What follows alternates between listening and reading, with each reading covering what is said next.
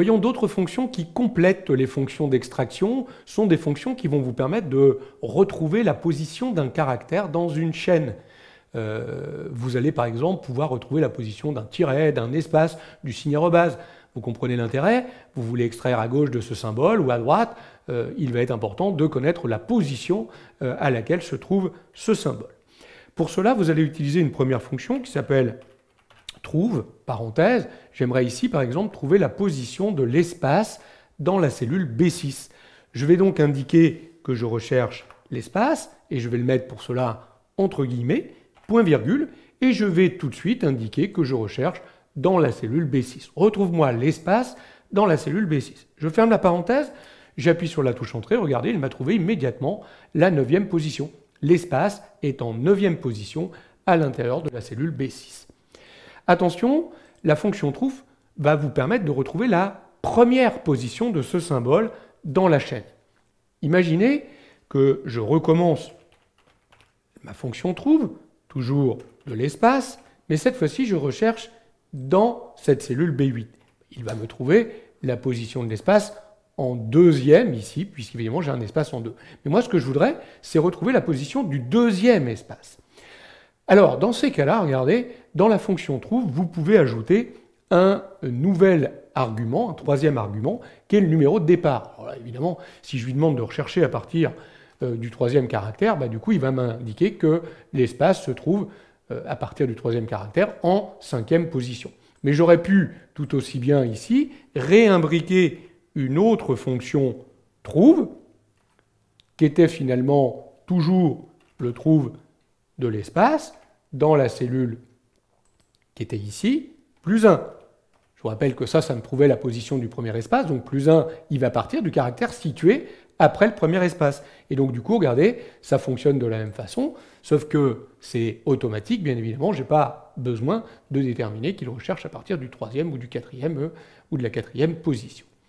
La fonction trouve, attention, elle est sensible à la casse des caractères.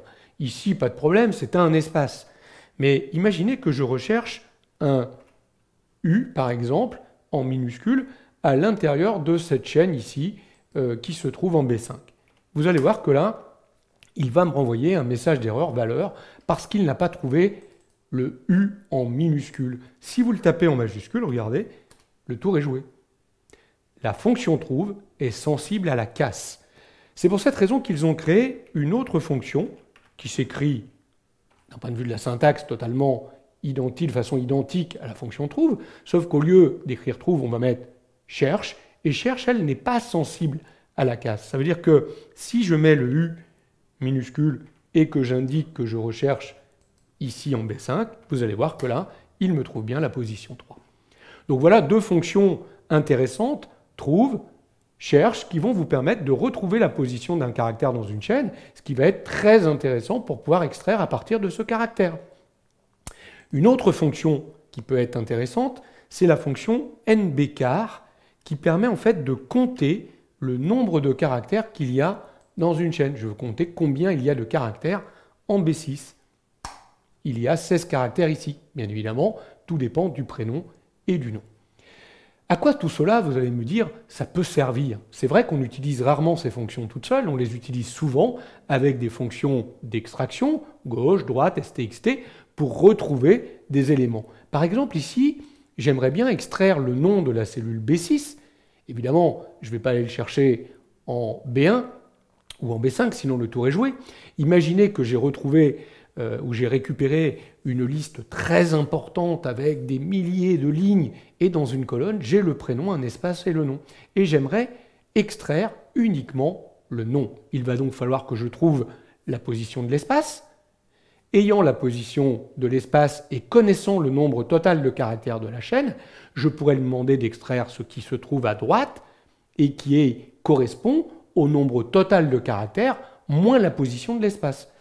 Donc là, regardez, je vais utiliser une fonction droite, parenthèse, j'extrais à droite de B6, point virgule, et je lui dis que je veux extraire combien de caractères, puisque avec la fonction droite, je dois indiquer un nombre de caractères. Je vais lui dire d'extraire le nombre total de caractères moins la position de l'espace que j'avais calculé avant dans les cellules ici. Je ferme ma parenthèse, regardez, il a bien extrait que mon nom. Alors évidemment, si au lieu de m'appeler Philippe, je m'appelais Laurent, et au lieu de m'appeler Truffaut, je m'appelais Dupont, vous voyez bien que ça fonctionne. Quel que soit le prénom, quel que soit le nom. Il est capable de retrouver la position de l'espace, et en fonction de cela, il a le nombre de caractères, il a la position de l'espace, et il est capable d'extraire à droite en faisant la soustraction du nombre de caractères total moins la position de l'espace. On dit, il lui reste bien que le nom.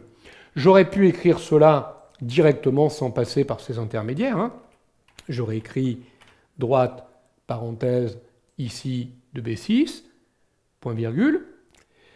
Vous savez qu'on peut imbriquer des fonctions l'une dans l'autre, évidemment, dans Excel. Donc je veux extraire, en prenant le nombre de caractères, donc NB car de tout ça, moins la position, donc là je vais utiliser une fonction trouve, pour retrouver l'espace dans la cellule B6.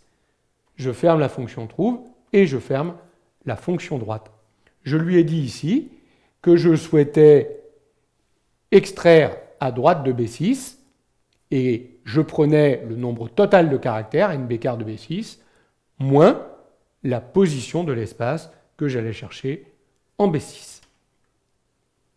Si je voulais extraire le nom, j'aurais utilisé une fonction gauche, parenthèse, j'aurais été chercher là encore B6, point virgule, et là, il suffirait que je trouve la position de l'espace, toujours dans la cellule B6, et que je retranche un caractère. Si mon espace est en 9e position, je vais prendre 8 caractères. S'il est en 5e position, je vais prendre 4 caractères.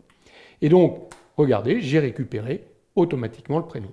Alors il faut s'entraîner, on peut comme ça assembler, imbriquer pas mal de fonctions de texte l'une dans l'autre. Je vous ai préparé ici des petits exercices, donc n'hésitez pas à recharger ce fichier, à charger le corriger, et vous retrouverez différents exemples de manipulation de fonctions texte dans Excel.